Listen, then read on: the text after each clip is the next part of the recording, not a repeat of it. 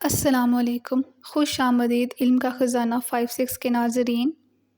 पहली नंबर 1, उसके होते कुछ ना खाया, खाया जब उसको ना पाया। सोचिए वो क्या हो सकता है? जवाब है रोज़ा। पहली नंबर 2, फूला फूला रहे उसका पेट और रहे बिस्तर पर लेट। बताइए क्या हो सकता है? सोचिए। जवाब है तकिया।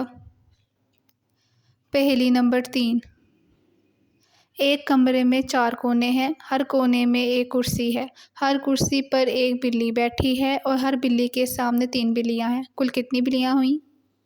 जवाब है 4 बिल्लियाँ। पहली नंबर 4, ऐसी कौन सी चीज़ है जो सोचने पर जल्द वापस आ जाती है मगर भूलने पर हमेशा के लिए चली जाती है? बताइए।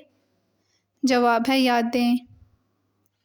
पहली नंबर 5, वो कौन सी चीज़ है जो बिना पानी के उबलती है और बिना आग के जलती है? दिमाग लड़ाइए। जवाब है गुस्सा। Thanks for watching. Subscribe my channel, like, comment and share. अपना ख्याल रखिएगा। अल्लाह हाफिज़।